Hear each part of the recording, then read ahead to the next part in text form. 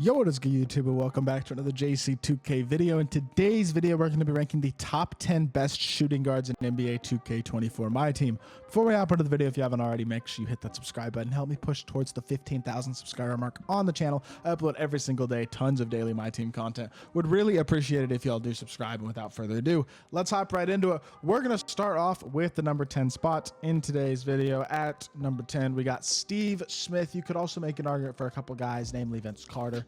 Probably be the one that I left up this list that you could definitely make an argument deserves to be on here. But 6'8", 6'10 wingspan. I'm going with the 3-and-D option at number 10.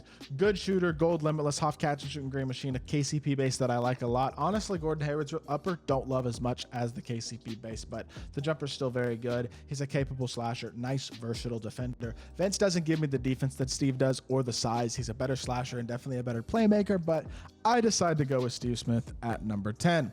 Number 9 is the new Corey Maggette that we got last week. Really solid card all the way around at the shooting guard position. He can do a lot of things really well. Release is definitely smooth. He's got good speed, high enough ball handle to time burst, very athletic, and a pretty good defender as well. No clamps though is a little disappointing on the defensive end, as well as no glove, no speed booster. His badges are a lot of like mediocre silver ones besides the finishing. Hoff Bully with that Hoff Bulldozer which is Bulldozer this year, is really, really good. So that's definitely a plus. There are some good things to like about this Corey Maggette card for sure, but I still think you got to put him down at number 9. Number 8 is going to be Dr. J, which is a card that I've been super high on for a long time, but I think his time has kind of come just a little bit. He's not the greatest shooter in the world. 73 ball is low, and his release is really, really good, which saves him a lot as a shooter, but he's still, if he gets contested at all, it can be very, very tough to shoot with at this point in the game. He's just not incredibly elite anymore. He's still a very good card. He's still a very capable defender. He still does a lot of things really well. There are a lot of good shooting guards. Honestly, this top 10 plus a few other guys are all usable competitively, but Dr. J just doesn't quite crack my top 5 anymore with all the new options that we've gotten. Same thing with a guy like Devin Booker, who you could honestly argue as a specifically primary ball handler is still like a top 5 primary ball handler in the game, but he is a little bit limited in certain areas at times. He doesn't defend at all. The low speed, even with a shoe, that's still only 83 speed excel, 80 speed with ball, which isn't great. The dunking isn't incredible, but it's not bad. The playmaking badges are good, but not insane. D-Book is a very good card. He's still an elite level shot creator. His dribble style and his fade are still incredible, but the defensive lack of ability and the lack of like unpluckable mediocre speed and stuff do limit the card as crazy as he can be at times on the offensive end. I still think he's best listed at number 7 on this list. Number 6 going to be Gordon Hayward, starting with the really well-rounded shooting guards. These are the guys who are really at that next level in terms of being well-rounded, good all-around cards. 85 speed and excel, 89 shot 3, 80 driving dunk, 85 speed with ball. Need a +2 ball handle shoe at least to get a time burst on him, but if you have the card, you have 750 player cards collected level, you might as well just put the shoe on him. Defensively, he's pretty good as well. Got some pretty well-rounded defensive badges. Shooting-wise, he's very good. Half catch, corner, green machine, guard up, slippery off ball, gold blinders, claymore, deadeye, silver agent or bronze agent 3, and limitless. Pretty good card all the way around. Hoff Pro Touch is a good badge. And then shooting-wise, his release is super duper solid. Like I said, I don't love the upper, but the base is really good.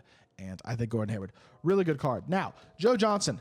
I do believe he's still a top 5 shooting guard. I understand I have complained about this card specifically, and I still am disappointed by this card. I want the gauntlet rewards to be top 2 players at their position, at least on the day that they come out. I want the gauntlet card to make the best team in the game because it should be rewarding.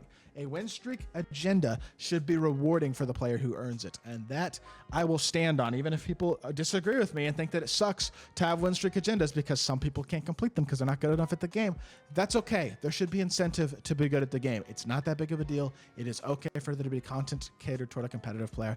And honestly, this Joe Johnson, while not a terrible card, is a bit of a disappointment. He's got very good speed. Stats and badges all the way around are really good. He's a super versatile defender, super solid on the defensive end. Badge-wise is really, really nice and can get every single badge upgraded. Stats are great. He's super solid slasher. Movement isn't elite, but it's not bad. The release is the main thing that I don't like about the card. It's just a little bit baited. It's very smooth, easy to green. He's still a great card, but it's a little bit of a baited release, and it's just limits how good he could have been. A better release than Joe Johnson is a top 2 or 3 shooting guard in the game.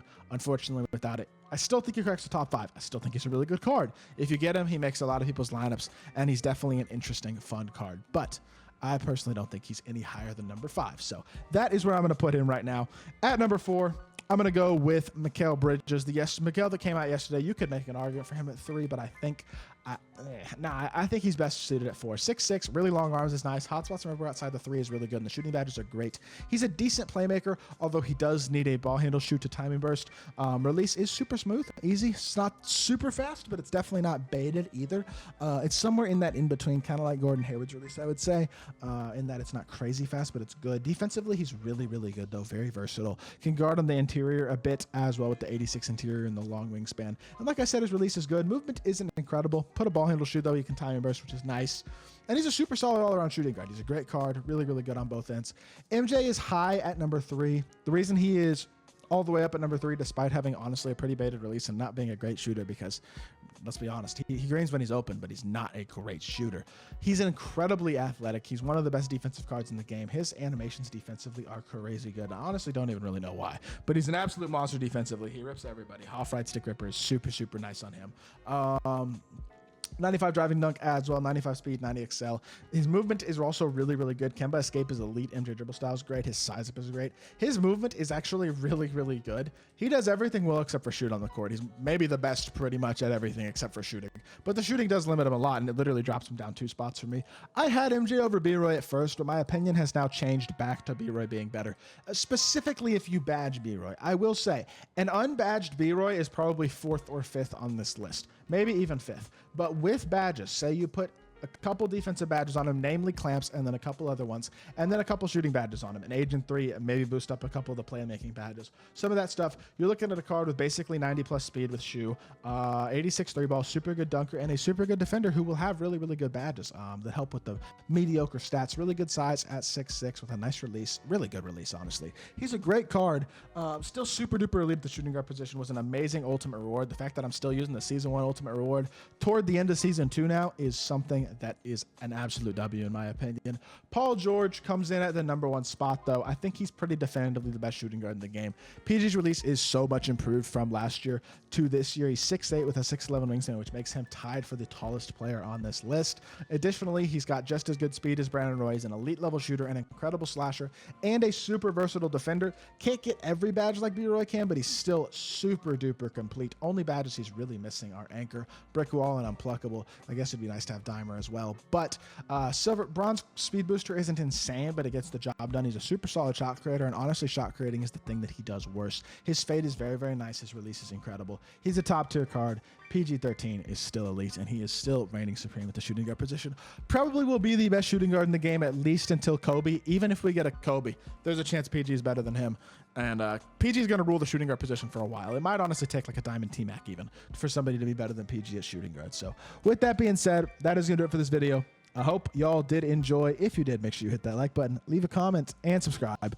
I'll be back with more 2K content very, very soon, and I appreciate y'all. Peace.